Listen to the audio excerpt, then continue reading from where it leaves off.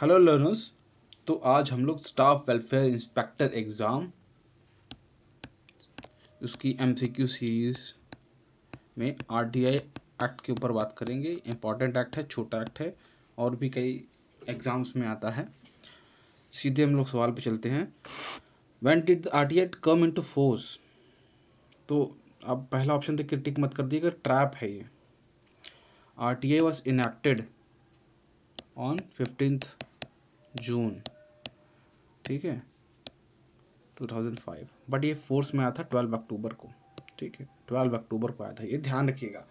सवाल इनैक्टमेंट पे भी आ सकता है। इनैक्टमेंट है तो 15 जून है, बट फोर्स है तो 12 अक्टूबर है। नेक्स्ट क्वेश्चन है, which country was the first to implement RTI like act? Sweden. Sweden, ऐसे सवाल कई बार आ सकते हैं। स्वीडन में पहली बार आरटीआई टाइप का कोई एक्ट बना हुआ था। अगला सवाल है, Which article of the Indian Constitution is RTI considered fundamental rights? जो कॉन्स्टिट्यूशन का कौन सा आर्टिकल है जिसके हिसाब से आरटीआई फंडामेंटल राइट्स है? इसका आंसर है 19(1)A एंड 21। कई बार ऑप्शन अगर 21 नहीं तो 19(1)A ही होगा। Freedom of speech and expression, freedom of speech and expression, ठीक है, बट वो नहीं है, सिर्फ 21 नहीं है तो 19(1)A होगा, वरना दोनों होंगे। ठीक है। Who can file an RTI application? Individual, only citizen, foreign, government officials? Only Indian citizen can file. Only Indian citizen, ये ध्यान रखिएगा। कई बार ऑप्शन में एनआरआई डाल देंगे, एनआरआई पे से इंडियन सिटीजन है लेकिन रेसिडेंट बाहर के, लेकिन सिटीजन ही डाल सकता है, ये इंपॉर्टेंट है। What is primary objective of RTI? Government की रेवेन्यू नहीं भाई, promote transparency and accountability he answer है। रिड्यूस पार्टिसिपेशन नहीं, आंसर इसका बी, ट्रांसपेरेंसी अकाउंटेबिलिटी। अब अगला जो क्वेश्चन है स्कोप और एप्लीकेबिलिटी से रिलेटेड है। ऐसा इस पर मैंने इसलिए डाला है ताकि आपको समझ में आए कि क्वेश्चन किस सेक्शन से, किस चैप्टर से आ रहा है, थोड़ा सा याद करने में आसान हो जाएगा। तो ये प्रैक्टिस सीरीज के अलावा लर्निंग सीरीज भी है, लर्निंग थ्रू एमसीक्यूज। इसके बाद अगर आप नोट्स पढ़ेंगे तो पढ़ना आसान हो जाएगा। To whom does RTI act apply? इसका आंसर है पब्लिक अथॉरिटी। ये तो सोचना ही नहीं है, प्राइवेट में नहीं लगता। पब्लिक अथॉरिटी या कोई आदमी पब्लिक अथॉरिटी का काम कर रहा हो तो वहाँ लगेगा। ठीक है। What is suo motu disclosure under section 4 of RTI act? RTI act के अंदर सुओ मोटो डिस्क्लोजर है, ठीक है। Voluntary disclosure of information bye citizen, नहीं, सिटीजन क्यों करेंगे, पब्लिक अथॉरिटी की बात हो जाएगी ना। Proactive declaration disclosure of information by public authorities, यही आंसर होगा। ठीक है, यही आंसर होगा, आगे तो पढ़ना भी नहीं है। Which organisation was exempted under section 24 of RTI act? Security नहीं, एजुकेशन नहीं, सिक्योरिटी एंड इंटेलिजेंस, हाँ, इसका आंसर है हाँ। जितने भी इंटेलिजेंस गैदरिंग या सिक्योरिटी वाले ऑर्गेनाइजेशन है उन पे आरटीआई नहीं लगता। आप रॉ, आईबी, एनआईए, इन सभी ऑर्गेनाइजेशन पे आरटीआई नहीं लगा सकते, नेशनल सिक्योरिटी के अगेंस्ट हो जाएगा ना ये। ठीक है।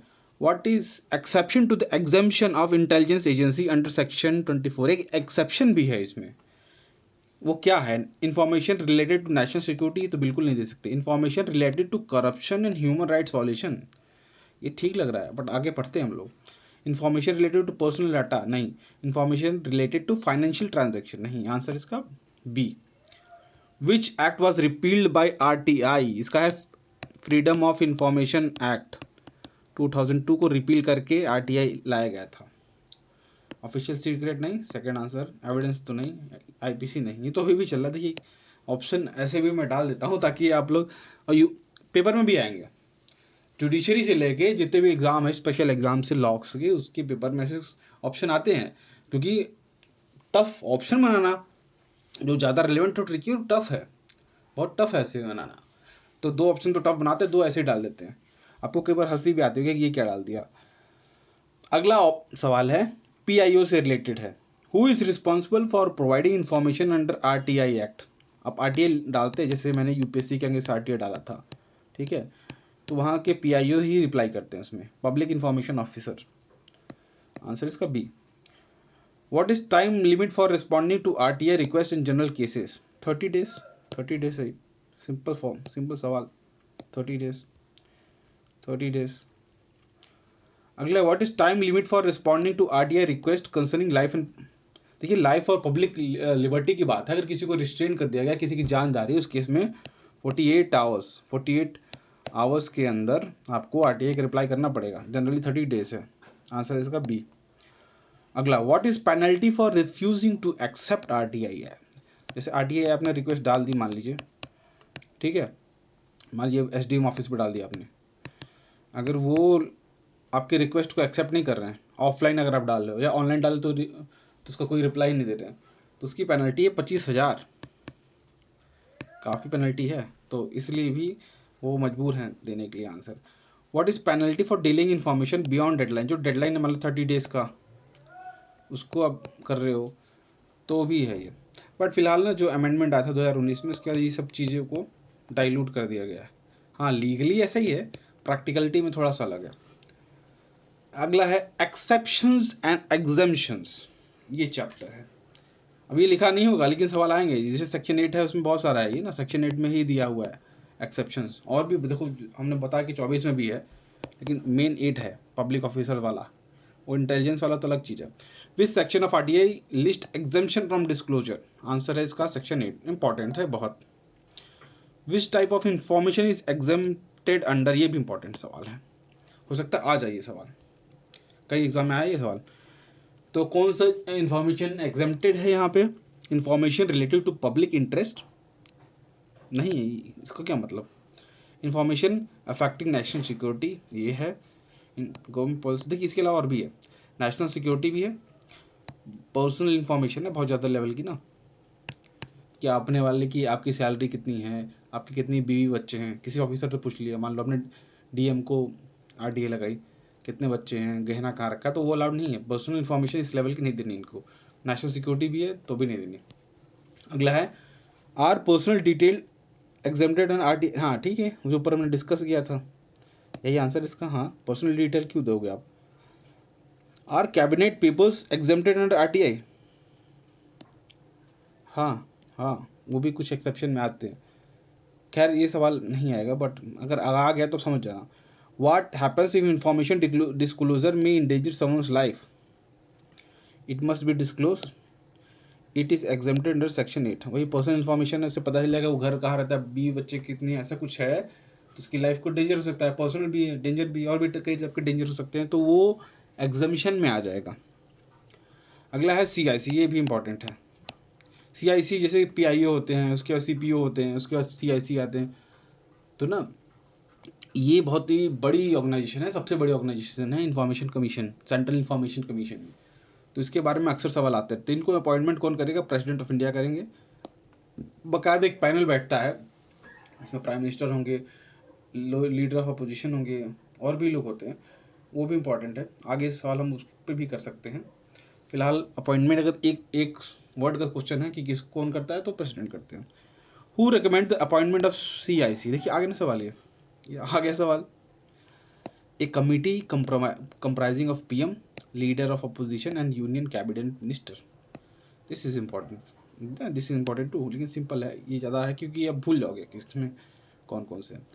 What was the tenure of CIC member before 2019? देखिए बहुत ही इंपॉर्टेंट अमेंडमेंट हुआ है 2019 में, इसके बाद पावर भी डाइल्यूट की गई है, लेकिन उससे पहले क्या था, उसके बाद क्या, आपको पता होना चाहिए। 5 साल और 65 years. Who determine the tenure and salary of CIC? 2019 के बाद कौन डिटरमाइन करता है? Central government. पहले तो अलग था, अब अलग है। पहले एक्चुअली कहते थे इनकी पावर CEC के बराबर थी, बट वो कॉन्स्टिट्यूशनल बॉडी है, कॉन्स्टिट्यूशन बॉडी नहीं है, तो इतनी ज़्यादा पावर क्यों दी जाए इनको, फिर पावर कम की गई। लेकिन असल मकसद तो दूसरा था, इंफॉर्मेशन छुपाना, बट ठीक है, लीगली जो वर्ड्स हैं हम उस पर बात करेंगे। अगला, what is role of CIC? What is role of CIC? To monitor and implement the RTI Act? यही है, इन्वेस्टिगेशन करना, करप्शन नहीं, उसके थ्रू हो जाता है बट वो करना उनका काम नहीं है। इलेक्शन को ओवरसीज नहीं, मैनेज करना फाइनेंस नहीं, आंसर इसका ए। अगला है appeal and jurisdiction, can appeal regarding RTI matter be directly filed in civil court? No no no no no, proper channel follow करना पड़ेगा आपको ना। पीआईयू है, फिर उनसे ऊपर है, फिर स्टेट इन्फॉर्मेशन कमीशन होता है एसआईसी, फिर सीआईसी, फिर आप कोर्ट जाओगे, सीधे थोड़ी चले जाओगे। What is process for appeal under RTI act? Through directly to supreme court नहीं, थ्रू एयर RTI appeal process. Which section bars the jurisdiction of civil court in RTI Act? Section 23 is answer. Section 23 नहीं नहीं नहीं नहीं, section 23। Fees and charges, जैसे मैंने fees पे की थी, ऑनलाइन ही किया था मैंने आरटीआई, तो 10 रुपये फीस थी उसकी, आंसर है 10 रुपये। पहले तो था कि आप एक लेटर लोगे, उस पर एप्लीकेशन लिखोगे और 10 रुपये का स्टाम्प लगाओगे, फिर जहाँ ऑफिस है वहाँ पे जाके पोस्ट से दे दो, या तो पोस्ट से भेजो या खुद जाके जमा कर दो। अब ऑनलाइन भी कर सकते हो, बहुत आसान हो गया। Are additional charges applicable for copies and specific format of information? हाँ हाँ, ये इंटरेस्टिंग बात है कि एक आदमी पे 2 लाख का दे दिया था उसने कि 2 लाख रुपये भरिए आरटीआई के लिए। क्यों? क्योंकि फोटो कॉपी दुनिया भर की इन्फॉर्मेशन जो चाहिए था उसके 2 लाख रुपये बनते हैं, जो कि बेसिकली हरासमेंट का तरीका था। बट कोर्ट ने कहा कि ऐसा नहीं कर सकते, जितना जेन्युइन है, जितना जरूरी है, उतना एक्स्ट्रा फीस देनी पड़ेगी। मतलब आपको कोई कॉपी चाहिए प्रिंटेड फॉर्मेट में, उसके रिलेटेड तो खर्चा आएगा, तो वो तो सरकार नहीं वहन करेगी ना, तो उसके लिए फीस लगती है, आपको देना चाहिए और देना पड़ेगा। विच section of RTI act protect officer acting in good faith while disclosing information? अगर गुड फेथ में अगर वो इन्फॉर्मेशन डिस्क्लोज कर रहे हैं तो ये प्रोटेक्शन मिलती है सेक्शन 21 में, सेक्शन 21 सी। अगला है which section gives the RTI act overriding effect over other laws? RTI act दूसरे लॉ से ऊपर, जैसे कि ऑफिशियल सीक्रेट एक्ट, ये किस सेक्शन में दिया है? Section 22, section 22। Which section allow the government to frame rule for RTI implementation? RTI implementation से जुड़े हुए रूल सेक्शन 27 से 29 के बीच में है। 25 नहीं हो, 26 नहीं हो, सी आंसर हमारा। ठीक है, मैं थोड़ा जल्दी इसलिए चल रहा हूँ क्योंकि 50 सवाल करने हैं आज और इतना टाइम है नहीं हमारे पास, और भी काम होते हैं मेरे भी, और भी इंगेजमेंट्स हैं। Which section allow the government to remove difficulties in RTI implementation? RTI implementation में जो डिफिकल्टीज हैं उसको हटाने के लिए कौन सा सेक्शन लाया गया था? सेक्शन 30 लाया गया था। वैसे 30-35 सेक्शन सी है, इसमें ज़्यादा सेक्शन है नहीं, तो लास्ट में दिया गया था ये सब, आंसर होगा इसका C. Which section repeal conflicting law? Conflicting में लॉ है, अगर कोई लॉ है जो आरटीआई एक्ट से कॉन्फ्लिक्ट कर रहा है, जैसे फ्रीडम ऑफ इंफॉर्मेशन एक्ट, तो उसको हटा दो, हटा भी दिया था हमने, तो ये आंसर इसका 31। What is listed in first schedule of RTI? देखिए 2 शेड्यूल भी आरटीआई में, फर्स्ट शेड्यूल, सेकंड शेड्यूल, उसके बारे में भी पता होना चाहिए, कई बार शेड्यूल से सवाल आ जाता है। फर्स्ट शेड्यूल में क्या दिया है? एग्जेप्टेड ऑर्गेनाइजेशन, ये नहीं दिया है। Format of CIC SIC composition, ये दिया है, बाकी नहीं दिया। अगला है व्हाट इज लिस्ट, हाँ ये भी आ गया, इंपॉर्टेंट है। सेकंड शेड्यूल में दिया गया है exempted intelligence and security organisation, पूरी लिस्ट दी है इसमें। ठीक है, आंसर इसका ए। अब अगला सवाल है इंटरेस्टिंग है, अगर पेपर टफ बना तो ये आएगा, वरना जनरली ये यूपीएससी लेवल पे क्वेश्चन आते हैं या स्टेट पीसीएस लेवल पे, बट आप देख सकते हैं, इसको हम पूछ लेते हैं। Which case establish RTI as implicit under article 19(1)(a)? देखिए इस पे हमने सवाल किया था, बहुत इंपॉर्टेंट, ये सवाल इंपॉर्टेंट था कि किससे जुड़ा हुआ है कॉन्स्टिट्यूशन में, ये फंडामेंटल राइट्स आरटीआई से 19(1)(a).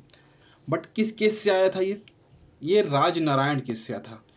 ये बेसिकली इन्होंने इंदिरा गांधी के अगेंस्ट इलेक्शन लड़ा था, जीता भी था, फिर केस भी हुआ था आरटीआई, मतलब जो केस हुआ था बाद में, फिर वो आरटीआई ग्रुप बहुत फॉर्म चेंज हुए, MKSS का भी केस है, मजदूर किसान सभा संगठन वाला, लेकिन और भी हैं जो अलग अलग फॉर्म है, लेकिन बेस कहा जाए कि कहाँ से पहली बार देखा गया था इसको, तो राजनारायण वर्सेस इंदिरा गांधी 1975 केस में।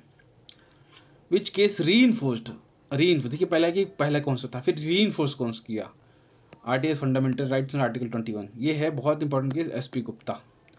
ये PIL का भी एक तरह से फाउंडेशन लिया था SP गुप्ता केस के बाद।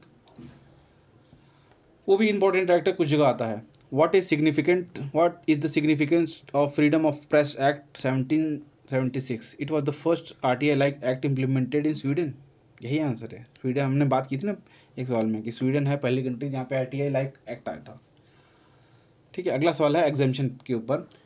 रॉ एग्जेम्प्टेड RTI, सही बात है। ये तो सिर्फ मैंने ऐसा इसीलिए डाल दिया कि आप इसको याद कर लो। रॉ, IB, ये सब ऑर्गेनाइजेशन, CBI, ये सब एग्जेम्प्टेड में आते हैं। सेकंड शेड्यूल में दिया हुआ है, सेकंड शेड्यूल जरूर देख लीजिएगा। CBI भी आता है, तो आंसर है इसका A। अगले सवाल की तरफ चलते हैं। इस information related to corruption exempted from intelligence agencies? क्या हो सकता है इसका आंसर? करप्शन क्यों? हमने बताया था ना, सेक्शन 24 है वो, उसमें एग्जेम्पशन दिया हुआ है। और उसका भी एक्सेप्शन है कि करप्शन, ऐसा तो फिर करप्शन करते रहेंगे, CBI वालों को रोकेगा नहीं। नहीं, ऐसा नहीं हो सकता ना। हमारा फिर क्या होगा, आम लोगों का? No, B। इस information related to human right violation, ये भी नहीं है। ह्यूमन राइट्स का वायलेशन थोड़ी कर पाओगे आप।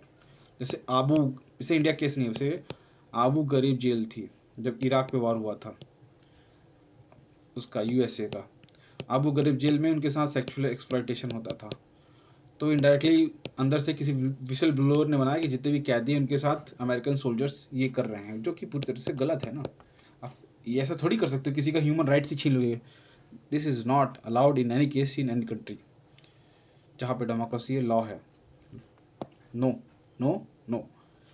RTI awareness and training. What is purpose of section 26 of RTI act? Important section. To promote RTI awareness, ठीक है, सिंपल सा आंसर है। अवेयरनेस से जुड़ा हुआ कौन सेक्शन है? 26 अवेयरनेस। हर बार की तरह मैं कई बार रिपीट कर रहा हूं ताकि आप याद कर सके इसको। Who is responsible for promoting RTI awareness and training? RTI awareness और ट्रेनिंग से रिलेटेड कौन रिस्पॉन्सिबल है? Appropriate government. ये इनका काम अवेयरनेस थोड़ी है, इनका काम तो अथॉरिटी है, सारी तो अथॉरिटी है। अवेयरनेस का काम गवर्नमेंट का है। RTI fees and charges, what is, ठीक है, एक बार हमने पहले भी किया था, पर ये इंपॉर्टेंट है, छोटा सवाल है लेकिन इंपॉर्टेंट है। एडिशनल चार्जेस, हाँ देना है हमें, क्यों नहीं देना, उसके बिना काम कैसे होगा उसके बिना, तो ये भी डिस्कस कर चुके हैं।